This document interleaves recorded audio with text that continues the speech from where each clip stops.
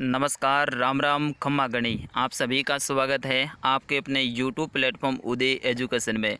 Rajasthan BSTC और PTT exam 2021 के लिए राजस्थान सामान्य ज्ञान की ऑनलाइन टेस्ट संख्या 7 लेके आया हूं, जिसमें रहेंगे राजस्थान सामान्य ज्ञान के 30 अति महत्वपूर्ण प्रश्न, जो कि आपके आगामी परीक्षा की दृष्टि से 101% इम्पोर्टेंट रहने वाले हैं। तो आप सभी से निवेदन रहेगा, क्लास को अंत तक जरूर देखिएगा। इस क्लास को आप सभी को लेना है ऑनलाइन टेस्ट सीरीज़ के रूप में, यानी प्रत्येक प्रश्न का आंसर आप सभी को लिखना है वीडियो के कमेंट बॉक्स में और लास्ट में बताना है कि आपने 30 में से कितने प्रश्नों के सही आंसर दिए हैं। क्लास को ज़्यादा से ज़्यादा शेयर करें, लाइक भी करें। पहला प्रश्न आपकी स्क्रीन पे, कर्क रेखा का राजस्थान में विस्तार है वो कितना है, यानी कितने किलोमीटर है वो फैली हुई है अपने राजस्थान में कर्क रेखा, या फिर कर्क रेखा की लंबाई है वो राजस्थान में कितनी है। तो इसका सही आंसर होगा 26 किलोमीटर। ऑप्शन नंबर 3 रहेगा इसका सही आंसर। कर्क रेखा ये राजस्थान में 26 किलोमीटर इसका विस्तार है, जो कि राजस्थान के डूंगरपुर और बांसवाड़ा से होते हुए गुजरती है। अगला प्रश्न,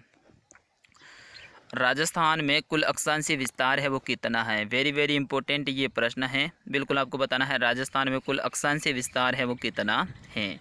बिल्कुल ऑप्शन आपके सामने है, अगर आपको आंसर आता है जरूर आप कमेंट बॉक्स में लिखिएगा। साथियों, राजस्थान में जो अक्षांशीय विस्तार है वो है 9 डिग्री 7 मिनट। ऑप्शन नंबर 2 रहेगा इसका सही आंसर। कहाँ से कहाँ तक अक्षांशीय स्थिति है राजस्थान की वो भी आप देख सकते हैं, आपकी स्क्रीन पे है। राजस्थान का अक्षांशीय स्थिति है वो 23 डिग्री 3 मिनट उत्तरी अक्षांश से लेके 30 डिग्री 12 मिनट उत्तरी अक्षांश तक है, तो ये भी आप ध्यान रखेंगे। चलिए अगला प्रश्न आ चुका है आपकी स्क्रीन पे। हाँ, ये आ चुका है। राजस्थान में कुल देशांतरीय विस्तार है वो कितना है। बिल्कुल आपको बताना है राजस्थान में कुल देशांतरीय विस्तार है वो कितना है। काफ़ी इंपॉर्टेंट प्रश्न है आपके एग्ज़ाम की दृष्टि से।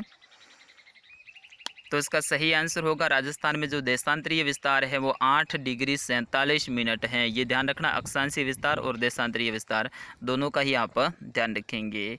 मैं आपको बताना चाहूँगा कि राजस्थान में जो देशांतरीय विस्तार है वो 69 डिग्री 30 मिनट पूर्वी देशांतर से लेके 78 डिग्री 17 मिनट पूर्वी देशांतर के मध्य में राजस्थान स्थित है। अगला प्रश्न, राजस्थान का क्षेत्रफल की दृष्टि से सबसे बड़ा जिला जैसलमेर है, तो जैसलमेर का क्षेत्रफल कितना है। वेरी वेरी इंपॉर्टेंट ये प्रश्न है। क्षेत्रफल की दृष्टि से सबसे बड़ा जिला है वो जैसलमेर है, तो जैसलमेर का क्षेत्रफल आपको बताना है। बिल्कुल साथियों, जैसलमेर का क्षेत्रफल है वो है 38,401 वर्ग किलोमीटर। ऑप्शन नंबर 1 रहेगा इसका सही आंसर। साथियों, आपको बताना चाहूँगा राजस्थान के क्षेत्रफल की दृष्टि से 4 बड़े ज़िले, जिसमें जैसलमेर का क्षेत्रफल है वो 38,401 वर्ग किलोमीटर है। दूसरा स्थान बीकानेर का है, जो कि बीकानेर में 30,247 वर्ग किलोमीटर में बीकानेर फैला हुआ है। तीसरा नंबर बाड़मेर का है, बाड़मेर 28,387 वर्ग किलोमीटर में फैला हुआ है। और चौथा स्थान है वो है जोधपुर का, 22,850 वर्ग किलोमीटर में जोधपुर है वो फैला हुआ है। चलिए अगला प्रश्न, भारत में क्षेत्रफल में जैसलमेर अपना कौन सा स्थान रखता है। बिल्कुल आपको बताना है क्षेत्रफल में जैसलमेर का स्थान भारत में कौन सा है। जिले की दृष्टि से बात कर रहे हैं साथियों, ये आप ध्यान रखना, क्षेत्रफल की दृष्टि से कौन सा बड़ा जिला है जैसलमेर भारत में। साथियों, तीसरा स्थान लगता है। बिल्कुल आप ध्यान रखेंगे, तीसरा स्थान है वो भारत में जैसलमेर का लगता है। ऑप्शन नंबर 3 रहेगा इसका सही आंसर। साथियों, मैं आपको बताना चाहूँगा भारत का क्षेत्रफल की दृष्टि से सबसे बड़ा जो जिला है वो कच्छ गुजरात का है, जो कि 45,652 वर्ग किलोमीटर में फैला हुआ है। दूसरा स्थान है वो लेह जम्मू कश्मीर का लगता है, जो कि 45,110 किलोमीटर में फैला हुआ है। और तीसरा स्थान अपने जैसलमेर का लगता है, 38,401 वर्ग किलोमीटर जैसलमेर का क्षेत्रफल है। चलिए अगला प्रश्न, राजस्थान का कौन सा जिला सबसे कम अंतर्राष्ट्रीय सीमा बनाता है। बिल्कुल आपको बताना है राजस्थान का ऐसा कौन सा जिला है जो कि सबसे कम अंतर्राष्ट्रीय सीमा बनाता है।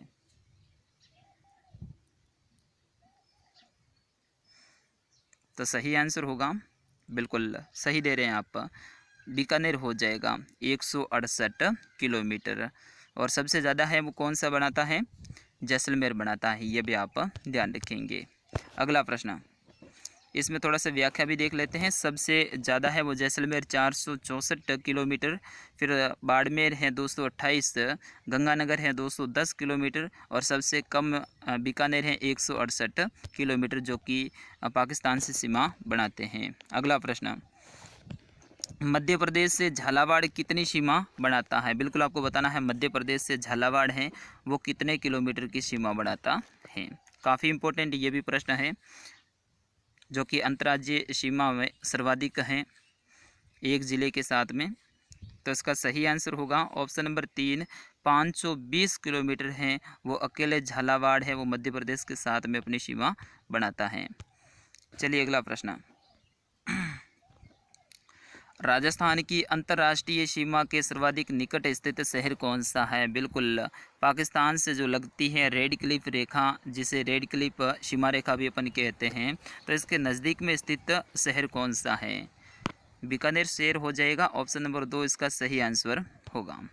चलिए अगला प्रश्न, राजस्थान की अंतर्राष्ट्रीय सीमा का प्रारंभिक बिंदु कौन सा है? यानी कहाँ से ये रेड क्लिफ रेखा है जो कि शुरू होती है, अपने राजस्थान की बात कर रहे हैं। शुरुआत होगी उत्तर से, तो उत्तर में एक गांव है जो कि है, बिल्कुल सही आंसर दे रहे हैं आप भी, हिंदूमल कोट श्री गंगानगर का है। यहाँ से ये सीमा प्रारंभ होती है और अंतिम बिंदु है वो आगे प्रश्न आने वाला है। चलिए अगला प्रश्न, क्षेत्रफल की दृष्टि से राजस्थान का सबसे छोटा जिला धौलपुर है, तो धौलपुर का क्षेत्रफल कितना है? ये भी काफ़ी इंपॉर्टेंट प्रश्न है। धौलपुर का क्षेत्रफल बिल्कुल 3034 वर्ग किलोमीटर हो जाएगा, ऑप्शन नंबर 1 इसका सही आंसर।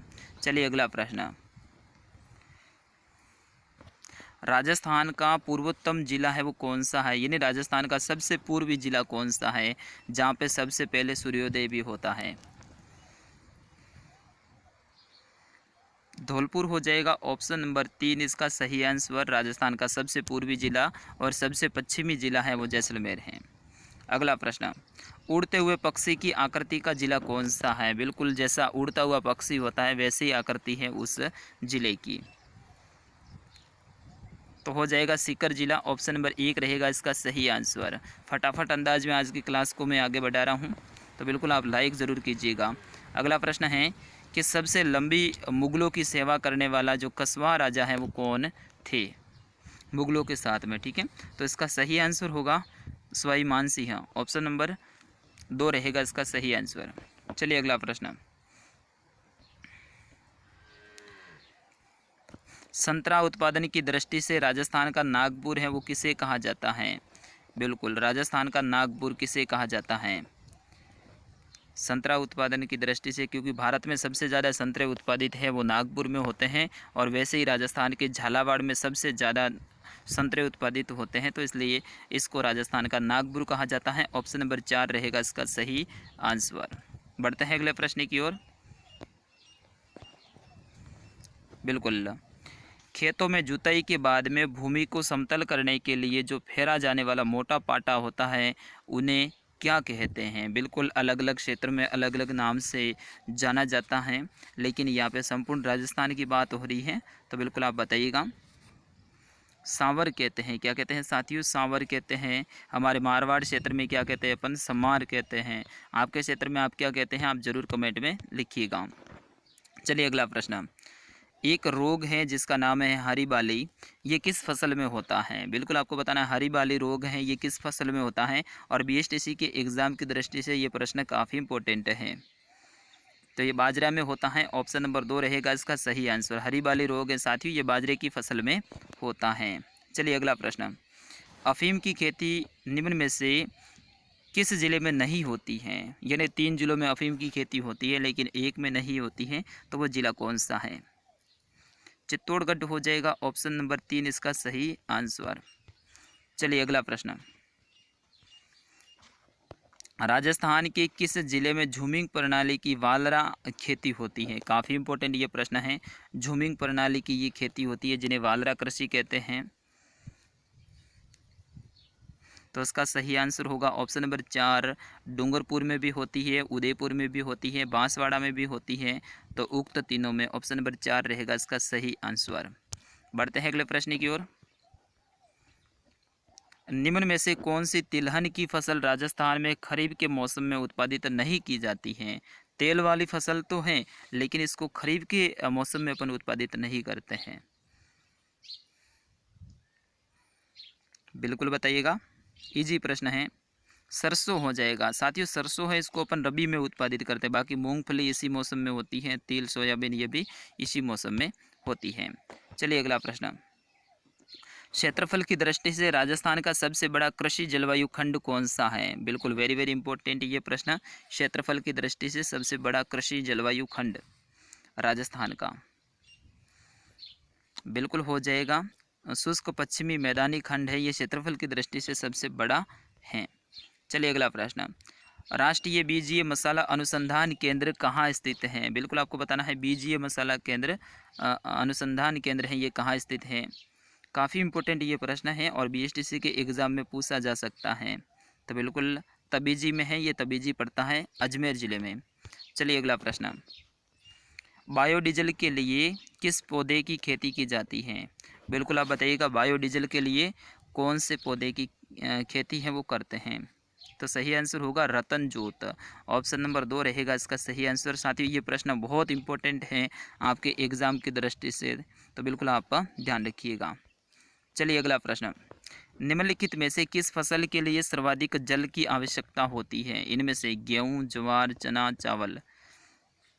तो बिल्कुल आप सभी को पता है, चावल में सबसे ज़्यादा पानी की आवश्यकता होती है। फिर इसके बाद में दूसरा नंबर किसका लगता है? गेहूँ का लगता है, फिर ज्वार का, और चने में बिल्कुल कम पानी की आवश्यकता होती है। चलिए अगला प्रश्न। राष्ट्रीय सरसों अनुसंधान केंद्र है, ये कहाँ स्थित है?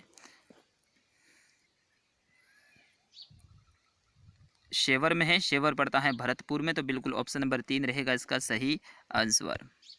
चलिए अगला प्रश्न। राजस्थान को जैतून की चाय बनाने का गौरव प्राप्त है, ये चाय है ये कहाँ बनानी प्रारंभ हुई है? बिल्कुल जैतून की चाय साथियों राजस्थान में बनाई जाती है, तो ये कहाँ पे शुरू की गई है? जयपुर में की गई है। ऑप्शन नंबर 1 रहेगा इसका सही आंसर। ये प्रश्न आप भूलना मत, काफ़ी इंपॉर्टेंट है आपके एग्जाम की दृष्टि से। चलिए अगला प्रश्न। निम्न में से कहाँ की हरी मेथी यानी पान मेथी है वो अपनी खुशबू के लिए पूरे विश्व में प्रसिद्ध है? साथियों मेथी का नाम आते ही वो ज़िला आपके सामने आना चाहिए, बिल्कुल नागौरी मेथी। तो नागौर हो जाएगा ऑप्शन नंबर 3 इसका सही आंसर। बाकी जो नागौर हैं वो पशु मेलों के लिए भी प्रसिद्ध हैं।